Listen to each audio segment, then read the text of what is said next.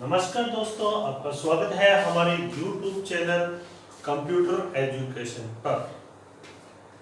तो देखिए दोस्तों, हमने पिछली एक वीडियो बनाई थी, उसके अंदर हमने देखा था कंप्यूटर की हिस्ट्री के बारे में। उसकी हमने थोड़ा बहुत और छोड़ दिया था, उसको हम आगे कंटिन्यू करेंगे इस वीडियो के माध्यम से। तो दोस्तों, अगला जो अपनी मशीन तैयार हुई थी, जैसे कि मैंने आपको पहले की वीडियो में भी बताया था कि जो कंप्यूटर था वो किस तरीके से तैयार हुआ। कंप्यूटर का मतलब अपना ये नहीं था कि किसी एक पर्टिकुलर डेस्कटॉप के ऊपर रखा हुआ चीज को हम कंप्यूटर कह दें। कंप्यूटर का यहाँ मतलब सभी ऑटोमेटिक मशीन से है। तो इसी मशीन के क्रम को आगे बढ़ाते हुए मैं बात करूंगा डिफेंस इंजन की।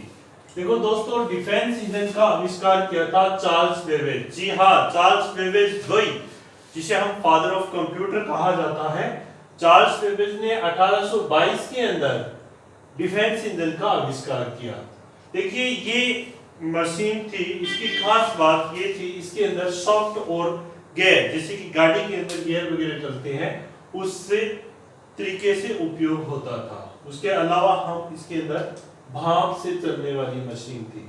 तो मशीन किससे चलती थी? ये भाप से। उसके बाद हम इसके अंदर बात करेंगे, जैसे कि सारी चीजों के अंदर हमने उपयोग किया था, इसके अंदर बीजगणितीय फलनों का मान हम पढ़ सकते थे। बीजगणितीय फलनों का मान ज्ञात किया जा सकता था, ठीक है। और दशमलव के 20 अंक तक, यानी कोई संख्या जैसे 0.10, इसके 10 अंक तक, 20 अंक तक शुद्धता पूर्वक तैयार कर सकते थे, ठीक है।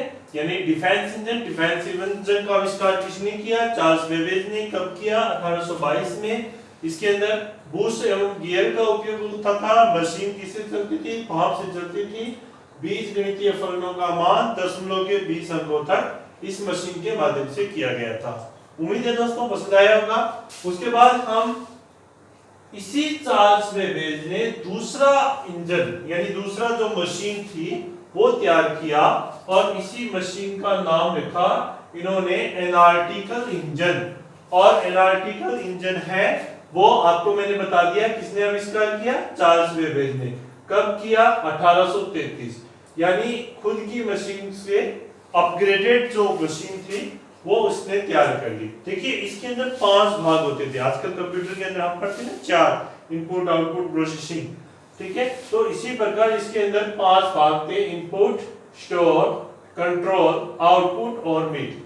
5 प्रकार के भाग किए जाते थे, इनपुट, स्टोर, कंट्रोल, आउटपुट और मीट। और आधुनिक कंप्यूटर का प्रारूप भी इस मशीन को कहा जाता है।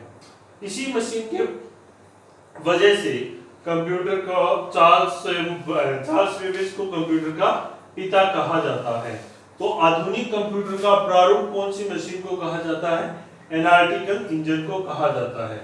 देखिए दोस्तों, इससे आगे हम बात करेंगे, इसका उपयोग है ना वो सभी मैथमेटिक्स क्रियाओं के अंदर, मैथमेटिक्स डिवाइसेस के अंदर किया जा सकता था। तो ये 2 मशीन किसने तैयार कर ली? चार्ल्स बेबेज ने। उसके बाद हर्मन होलेरिक ने टेबुलेटिंग मशीन तैयार की। टेबुलेटिंग मशीन 1880 के अंदर। देखिए दोस्तों, इसके अंदर छिद्र कार्ड का उपयोग किया जाता था। छिद्र कार्ड हम कह सकते हैं पंच कार्ड। पंच कार्ड का उपयोग कब से होने लग गया? 1880 के अंदर, ठीक है। और इसकी खास बात ये थी कि ये मशीन एक बार में केवल एक ही पंच कार्ड को पढ़ सकती थी। दूसरा पंच कार्ड पढ़ने के लिए दूसरी बात। उसके बाद इसके अंदर क्या होता था, ये मशीन थी ना, ये 1890 की, यानी 80 में बन गई, और 1890 की जो जनगणना हुई, इस जनगणना के अंदर कौन सी मशीन काम में लेगी? Tabulating machine. यहाँ एक खास बात ये भी रही कि जो ये हर्मन होलेरिक थे, इन्होंने अपनी टेबुलेटिंग मशीन की कंपनी की स्थापना कर दी 1896 में। 1896 में टेबुलेटिंग मशीन की स्थापना कर दी, और यही टेबुलेटिंग मशीन की जो कंपनी थी वो आगे जाके 1924 के अंदर IBM में परिवर्तित हो गई। IBM का मतलब दोस्तों होता है इंटरनेशनल बिजनेस मशीन। और जो कि अपने IBM के अभी कंप्यूटर चलते हैं वो इसी हर्मन होलेरिक की कंपनी के कंप्यूटर चलते हैं IBM। ठीक है दोस्तों, तो IBM की से पहले कौन सी मशीन थी? ये टैबुलेटिंग मशीन थी और जिसे हम पंच कार्ड का निर्माण किया जाता था। उसके बाद कंप्यूटर का प्रारूप चेंज हो गया तो इसने अपनी कंपनी का प्रारूप भी बदल दिया। उसके बाद दोस्तों मार्क फर्स्ट, ये भी एक इंजन आया था। इस मशीन का नाम है मार्क फर्स्ट। मार्क फर्स्ट है वो हावर्ड आइकन ने किया था। हावर्ड आइकन ने 1930 के अंदर मार्क फर्स्ट का निर्माण किया। विश्व का प्रथम पूर्ण स्वचालित गणना यंत्र था, यानी मैथमेटिक्स का पूर्ण स्वचालित खुद ही चलता था, ऐसा विश्व का प्रथम यंत्र था। उसके बाद डाटा को मैनुअल रूप में एक एक करके नंबरों के रूप में हम इसके अंदर एंटर कर सकते थे और यहाँ पर मैग्नेटिक ड्रम का भी उपयोग होने लगे दोस्तों। इनपुट आउटपुट की डिवाइस आएगी तो मैग्नेटिक ड्रम को मैं अच्छी तरह से डिफाइन करूंगा। उसके बाद ये मशीन किस लिए उपयोग में आने लगी? गणनाएं करने के लिए। तो दोस्तों यहाँ हमने 4 मशीन के बारे में पढ़ा। यहाँ से क्वेश्चन ऐसे ही आउट होते हैं। सबसे पहले शाफ्ट एवं गियर का उपयोग कौन सी मशीन में किया जाता है? शाफ्ट एवं गियर का डिफेंस इंजन में। एनालिटिकल इंजन के अंदर कितने भाग होते थे? 5। टैबुलेटिंग मशीन की स्थापना कब की गई? 1896 में। टैबुलेटिंग मशीन का नाम बदल के क्या रखा गया? IBM। IBM कंपनी से पहले इस कंपनी का क्या नाम था?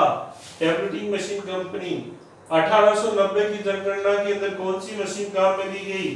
Tabulating machine. मार्क फर्स्ट का आविष्कार किसने किया? हावर्ड आइकन्स ने। विश्व का प्रथम पूर्ण संचालित गणना यंत्र कौन सा है? Mark first. मैग्नेटिक ड्रम का उपयोग कब किया जाने लगा? मैग्नेटिक ड्रम का उपयोग 1830 में किया जाने लगा।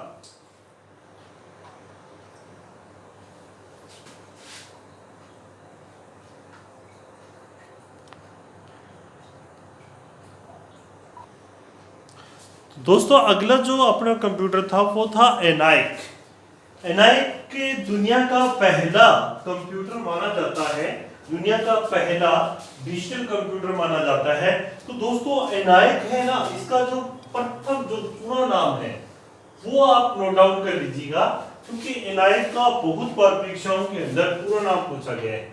इसका सरली है electronic numerical integrated and calculator, ये इसका पूरा नाम है। और JP Eckert and John Mauchly इन दोनों ने इसका आविष्कार किया था मिलके 1946 के अंदर। देखिए इसके अंदर 20 एक्यूमुलेटर्स का संयोजन करके इस कंप्यूटर को बनाया गया था और इसकी खास बात ये थी कि इसके अंदर 18,000 वैक्यूम ट्यूब का उपयोग किया गया था और यह प्रथम है वो डिजिटल कंप्यूटर माना जाता है माना नहीं जाता, श्योरी है। और प्राइवेट फर्म के अंदर IBM के अंदर इसका उपयोग किया था। IBM कंपनी जो कि मैंने आपको बताई थी कब निर्माण हुई थी? 1924 के अंदर, उसी ने इस कंपनी का आविष्कार कर दिया। देखिए ये 3 कंप्यूटर हैं, यहाँ आपको थोड़ी सी दिक्कत होती है। एक आता है एडसेक, एक आता है एडवेक, एक आता है यूनिवेक। देखिए EDSAC electronical daily storage calculator, electronical daily storage, इसका तो आविष्कार मॉरिस विल्कस ने किया था 1949 के अंदर। इसका एडसेक का पूरा नाम भी याद रखना है आपको। प्रोग्राम संग्रहित एवं पहला फर्स्ट प्रोग्रामिंग कंप्यूटर कौन सा माना जाता है? तो आपको याद रखना है एडसेक फर्स्ट। ये नेट सेट के अंदर परीक्षाओं के अंदर पूछा जाता है। प्रथम एडसेक कंप्यूटर कौन सा माना जाता है? तो एडसेक। कंप्यूटर में वर्गों के पहाड़ों की गणना भी खुद से की जाती है इसी एडसेक के। मर्करी रिले लाइंस का प्रयोग और वैक्यूम ट्यूब्स का वैकल्पिक उपयोग इस मशीन के अंदर किया जाता था। 1991 में मिलर और व्हीलर ने 79 अंकों के प्राइम उपयोग के लिए इसका खोज की थी। बस इतनी सी बात है। दूसरा कंप्यूटर है वो है एडवेक। यहां समस्या आती है एडसेक और EDVAC. Electronic discrete variable automatic computer, ये कैलकुलेटर नहीं है, ये कंप्यूटर है। जॉन वॉन न्यूमैन ने इसका आविष्कार किया था। जॉन वॉन न्यूमैन, आपको याद रह जाएगा, एडसेक, वी आएगा, वी का मतलब वॉन, याद रख लेना। 1950 के अंदर बहुत बड़ा कंप्यूटर था दोस्तों, 30 टन इसका वजन था और 150 फीट लंबाई चौड़ाई के अंदर फैला हुआ था। उपयोग सामान्य था गणना करने के लिए। अंतिम जो अपना कंप्यूटर आया था वो है यूनिवैक, यूनिवर्सल ऑटोमेटिक कंप्यूटर। यहाँ आपको दान याद रखने, कंप्यूटर यहाँ याद रखने, कैलकुलेटर यहाँ अपने को क्या करता है, थोड़ा सा परेशान करता है दोस्तों, याद रख लेना। देखो, जी प्रेस्पर एकर्ट और मॉचली, जॉन मॉचली, इसने इसका आविष्कार किया था 1991 में। इनपुट व आउटपुट समस्याओं का हल तुरंत गति से, तीव्र गति से करता था। पहला ऐसा कंप्यूटर जो सामान्य उपयोग के लिए किया जाने लग गया। इसके अंदर न्यूमेरिकल व अल्फाबेट दोनों प्रकार के डाटा संग्रहित किए जाते थे और यहाँ पर मैग्नेटिक टेप का उपयोग किया जाता था दोस्तों। मैग्नेटिक टेप का मतलब जो अपनी पुराने कैसेट आती थी, उस कैसेट के अंदर जो रील डलती है वही मैग्नेटिक टेप है दोस्तों, ये दूसरी नहीं है। और पहला ऐसा कंप्यूटर जो वाणिज्य यानी व्यापार के अंदर भी काम में लेने लग गया वो है यूनिवैक। यहाँ कई प्रश्न उठ के आते हैं दोस्तों। पहला डिजिटल कंप्यूटर कौन सा है, एनआईएक। पहला वाणिज्य वर्ग के अंदर काम में लिया जाना वाला कंप्यूटर कौन सा है, यूनिवैक।